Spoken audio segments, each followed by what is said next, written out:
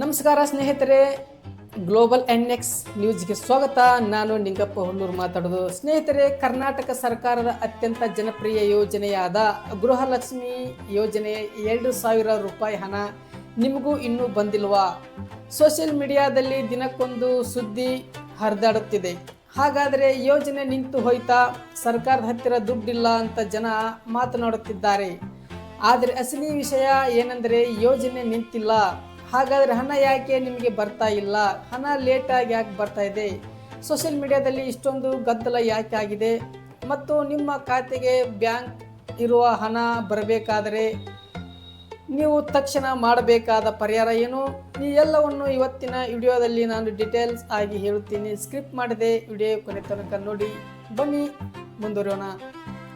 ನೋಡಿ ಫ್ರೆಂಡ್ಸ್, ಮೊದಲನೇದಾಗಿ ಸೋಷಿಯಲ್ ಮೀಡಿಯಾದಲ್ಲಿ ಫೇಸ್ಬುಕ್, ಯೂಟ್ಯೂಬ್, ವಾಟ್ಸಪ್ ಯಾಕೆ ಈ ಗಲಾಟೆ ನಡೀತಾ ಇದೆ ಅಂತ ನೋಡೋಣ. ನೋಡಿ, ಕೆಲವು ತಿಂಗಳುಗಳಿಂದ ರಾಜ್ಯದ ಲಕ್ಷಾಂತರ ಮಹಿಳೆಯರಿಗೆ ಗೃಹಲಕ್ಷ್ಮಿ ಯೋಜನೆಯ ಕಂತುಗಳು ಸರಿಯಾದ ಸಮಯಕ್ಕೆ ಜಮಾ ಆಗಿಲ್ಲ.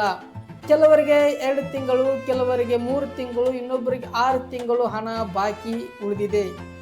ಈ ಹಣ ತಡವಾಗುತ್ತಿದ್ದಂತೆ ಕೆಲವರು ಸೋಷಿಯಲ್ ಮೀಡಿಯಾದಲ್ಲಿ ಸರ್ಕಾರ ಚೇಂಜ್ ಆಯಿತು, ಬದಲಾವಣೆ ಆಯಿತು, ಮುಖ್ಯಮಂತ್ರಿ ಚೇಂಜ್ ಆಯಿದ್ರು, ಹೀಗಾಗಿ ಈ ಥರ ದುಡ್ಡು ಬರೋದು ಕ್ಯಾನ್ಸಲ್ ಆಗುತ್ತೆ, ಅವರ ಹತ್ರ ದುಡ್ಡಿಲ್ಲ ಅಂತ ಮಾತನಾಡುತ್ತಿದ್ದಾರೆ.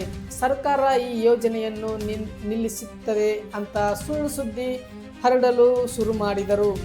ಇದರಿಂದ ಜನರಲ್ಲಿ ಆತಂಕ ಮತ್ತು ಗೊಂದಲ ಸೃಷ್ಟಿಯಾಗಿದೆ. ನೋಡಿ ಫ್ರೆಂಡ್ಸ್, ಹಾಗಾದರೆ ಈ ಸರ್ಕಾರ ಹಣ ಯಾಕೆ ನಿಲ್ಲಿಸಿದೆ ಅಥವಾ ಲೇಟ್ ಮಾಡ್ತಿದೆ? ಇದಕ್ಕೆ ಮುಖ್ಯವಾಗಿ 3 ಕಾರಣಗಳಿವೆ. ಈ ಕಾರಣಗಳನ್ನು ನೀವು ತಿಳ್ಕೊಂಡ್ರೆ ನಿಮ್ಮ ಗೃಹಲಕ್ಷ್ಮಿ ಯೋಜನೆಯ ಹಣ ಬೇಗ ಬರುತ್ತೆ. ತಾಂತ್ರಿಕ ಸಮಸ್ಯೆ ಇಲ್ಲದೆ ನೀವು ಈಸಿಯಾಗಿ ಪಡ್ಕೋಬೋದು. ಬನ್ನಿ ಒಂದೊಂದಾಗಿ ನಿಮಗೆ 3 ಪಾಯಿಂಟ್ಗಳನ್ನು ಹೇಳ್ತೀನಿ, ನೀವು ಸರಿಯಾಗಿ ಕೇಳಿಸ್ಕೊಳ್ಳಿ. ನೋಡಿ, ಬಜೆಟ್ ಮತ್ತು ತಾಂತ್ರಿಕ ಪ್ರಕ್ರಿಯೆ. ನೋಡಿ, ಟೆಕ್ನಿಕಲ್ ಇಶ್ಯೂ ಅಂತ ಹೇಳ್ತಾರೆ ಇದಕ್ಕೆ. ಸರ್ಕಾರದಲ್ಲಿ ಹೊಸ ಹಣಕಾಸು ವರ್ಷ ಆಯವ್ಯಯ ಮತ್ತು ಅನುದಾನ ಬಿಡುಗಡೆ ಪ್ರಕ್ರಿಯೆ ನಡೆಯುವಾಗ ಡಿಬಿಟಿ ಅಂದರೆ ಡೈರೆಕ್ಟ್ ಬೆನಿಫಿಟ್ ಟ್ರಾನ್ಸ್ಫರ್ ಸರ್ವರ್ಗಳ ಮೇಲೆ ಒತ್ತಡದ ಹೆಚ್ಚಿರುತ್ತದೆ. ಇದರಿಂದ ಬ್ಯಾಂಕ್ಗಳಿಗೆ ಹಣ ವರ್ಗಾವಣೆಯಾಗಲು ಸ್ವಲ್ಪ ತಡವಾಗುತ್ತದೆ. ಹಾಗಾಗಿ ಹಣ ಬರುವುದು ನಿಂತು ಹೋಗಿರ್ತದೆ.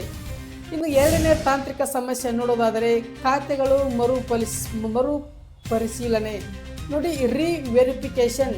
ಸರ್ಕಾರ ಇತ್ತೀಚೆಗೆ ನಕಲಿ ರೇಷನ್ ಕಾರ್ಡ್ಗಳು ಮತ್ತು ತೆರಿಗೆ ಪಾವತಿದಾರರ ಟ್ಯಾಕ್ಸ್ ಪ್ಲೇಯರ್ ಖಾತೆಗಳನ್ನು ಪತ್ತೆ ಹಚ್ಚಿ ಅಮಾನತುಗೊಳಿಸುತ್ತದೆ, ಅಂದರೆ ಕ್ಯಾನ್ಸಲ್ ಮಾಡುತ್ತದೆ. ಸುಳ್ಳು ಖಾತೆಗಳನ್ನು ಯಾರು ಅರ್ಹರಲ್ಲವೋ ಅಂಥವರನ್ನು ಪಟ್ಟಿಯಿಂದ ತೆಗೆದುಹಾಕುವ ಪ್ರಕ್ರಿಯೆ ಕೆಲಸವನ್ನು ಸರ್ಕಾರ ಮಾಡುತ್ತಿದೆ. ಹಾಗಾಗಿ ಇದು ಒಂದು ಕಾರಣ. ಸ್ವಲ್ಪ ಲೇಟ್ ಡಿಲೇ ಆಗಿದೆ ನಿಮ್ಮ ಗೃಹಲಕ್ಷ್ಮಿ ಯೋಜನೆ ಹಣ ಬರುವುದು. 3ನೇ ಪಾಯಿಂಟ್ ಹೇಳುವುದಾದರೆ ಸರ್ಕಾರ ಸ್ಪಷ್ಟನೆ. ಇಲಾಖೆ ಸಚಿವರು ಈಗಾಗಲೇ ಸ್ಪಷ್ಟಪಡಿಸಿರುವಂತೆ ಯಾವುದೇ ಗ್ಯಾರಂಟಿ ಯೋಜನೆ ನಿಲ್ಲುವುದಿಲ್ಲ, ನಿಂದಿಸುವುದೂ ಇಲ್ಲ. ಬಾಕಿ ಇರುವ ಹಣವನ್ನು ಹಂತ ಹಂತವಾಗಿ ನೇರವಾಗಿ ಮಹಿಳೆಯರ ಖಾತೆಗೆ ಜಮಾ ಮಾಡಲಾಗುತ್ತದೆ. ಯಾವುದೇ ಆತಂಕ ಗೊಂದಲಗಳಿಲ್ಲದೆ ಸ್ವಲ್ಪ ಕಾಯಬೇಕಾಗುತ್ತದೆ ಎಂದು ಸ್ಪಷ್ಟವಾಗಿ ಇವರಿನಿಂದ ಹೇಳಿದ್ದಾರೆ. ನೋಡಿ, ಇದಕ್ಕೆ ಪರಿಹಾರವೇನು? ನಮ್ಮ ಖಾತೆಗೆ ಹಣ ಬರಲು ಏನು ಮಾಡಬೇಕು? ನೋಡಿ ಸ್ನೇಹಿತರೆ, ಸುಮ್ಮನೆ ಕೂತರೆ ಹಣ ಬರುವುದಿಲ್ಲ. ಒಂದು ವೇಳೆ ಸರ್ಕಾರದ ಕಡೆಯಿಂದ ಹಣ ಬಿಡುಗಡೆಯಾದರೂ ನಿಮ್ಮ ಬ್ಯಾಂಕ್ ಖಾತೆಯಲ್ಲಿ ಸಮಸ್ಯೆ ಇದ್ದರೆ ಹಣ ವಾಪಸ್ ಹೋಗುತ್ತದೆ. ಹಾಗಾಗಿ ನೀವು ತಕ್ಷಣ ಈ ಕೆಳಗಿನ ಪರಿಹಾರಗಳನ್ನು ಮಾಡಿಕೊಳ್ಳಿ. ಏನೆಂದರೆ ಫ್ರೆಂಡ್ಸ್, ನೀವು ಸ್ನೇಹಿತರೆ, ಅಕ್ಕ ತಂಗಿದರೆ ನೀವು ಮಾಡಬೇಕಾಗಿದ್ದು ಒಂದೇ 3 ಪರಿಹಾರಗಳು ಹೇಳ್ತೀನಿ. ಅದು ಮಾಡಿಬಿಡಿ. ನಿಮ್ಮ ಅಕೌಂಟ್ಗೆ ಹಣ ಸಲೀಸಾಗಿ ಬರುತ್ತೆ. ಮುಂದೆ ಯಾವುದು ಪ್ರಾಬ್ಲಮ್ ಇರೋದಿಲ್ಲ. ಪ್ರಾಬ್ಲಮ್ ಏನೇ ಕೇಳಿದರೂ ನಿಮ್ಮದು KYC ಎಲ್ಲ ಒಟ್ಟಿಗೆ ಇರುತ್ತದೆ. ನೋಡಿ, ಒಂದೊಂದಾಗಿ ಹೇಳ್ತೀನಿ, ನೀವು ಮಾಡಿಸ್ಕೊಳ್ಳಿ. ಒಂದು ಡಿಬಿಟಿ ಸ್ಟೇಟಸ್ ಚೆಕ್ ಮಾಡಿ.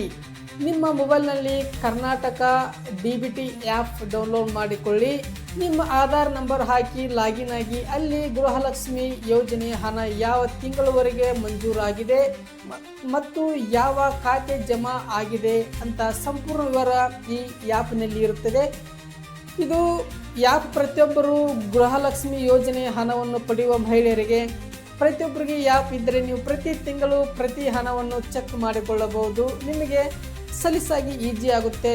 ಎಲ್ಲಿ ಟ್ರ್ಯಾಕ್ ಮಾಡ್ಬೋದು, ನನ್ನ ಹಣ ಎಲ್ಲಿ ಬಂದಿಲ್ಲ, ಯಾವ ತಿಂಗಳು ಬಂದಿಲ್ಲ ಅಂತ ಸಲೀಸಾಗಿ ಫೈಂಡ್ ಔಟ್ ಮಾಡ್ಬೋದು.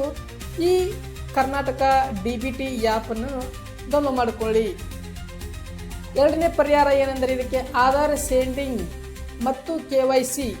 ನಿಮ್ಮ ರೇಷನ್ ಕಾರ್ಡಿನಲ್ಲಿರುವ ಮನೆಯ ಯಜಮಾನಿಯ ಹೆಸರಿಗೆ ಬ್ಯಾಂಕ್ ಖಾತೆ ಲಿಂಕ್ ಆಗಿರಬೇಕು ಮತ್ತು ಆ ಖಾತೆಗೆ NPC ಆಧಾರ್ ಸೆಂಡಿಂಗ್ ಕಡ್ಡಾಯವಾಗಿ ಆಗಿರಬೇಕು. ಬ್ಯಾಂಕಿಗೆ ಹೋಗಿ ನಿಮ್ಮ ಖಾತೆ ಆಕ್ಟಿವ್ ಆಗಿದೆಯಾ ಮತ್ತು ಆಧಾರ್ ಲಿಂಕ್ ಆಗಿದೆಯೇ ಎಂದು ಚೆಕ್ ಮಾಡಿಸಿಕೊಳ್ಳಿ. ನಿಮ್ಮ ಅಕೌಂಟ್ ಬ್ಯಾಂಕ್ ಲಿಂಕ್ ಆಗಿರದೆ ಹೋದರೂ ಹಣ ನಿಂತು ಹೋಗುತ್ತದೆ. ಹಾಗಾಗಿ ಒಂದು ಸತ KYC ಮಾಡಿಸಿಕೊಳ್ಳಿ. ವರ್ಷಕ್ಕೆ ಒಂದು ಸತಿ KYC ಬ್ಯಾಂಕ್ KYC ಬರ್ತದೆ. ಅದನ್ನು ಮಾಡದೆ ಹೋದರೆ ಹಣ ಸ್ಟಾಪ್ ಆಗುತ್ತದೆ ನಿಮ್ಮ ಹಣ. ಅದಕ್ಕೆ ಮರೆಯದೆ ನೀವು ಈ KYC ಮಾಡಿಸಿಕೊಳ್ಳಿ.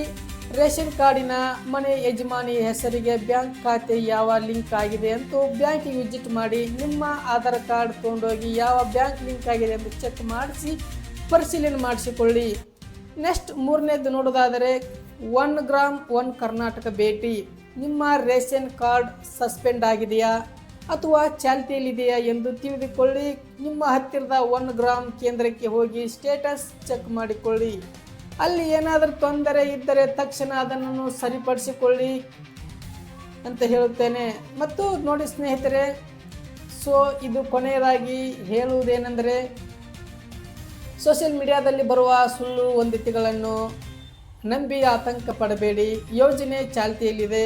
ಹಣ ಸ್ವಲ್ಪ ತಡವಾಗಿ ಬಂದರೂ ನಿಮ್ಮ ಖಾತೆಗೆ ಜಮಾ ಆಗಿಯೇ ಆಗುತ್ತದೆ. ಆದರೆ ನಾನು ಹೇಳಿದಂತೆ ಈ ಬ್ಯಾಂಕ್ ಮತ್ತು ಆಧಾರ್ ಲಿಂಕ್ ಕೆಲಸವನ್ನು ಮಾತ್ರ ಹಿಂದೆ ಮಾಡಿಸಿಕೊಳ್ಳಿ. ಡಿಲೇ ಮಾಡಬೇಡಿ.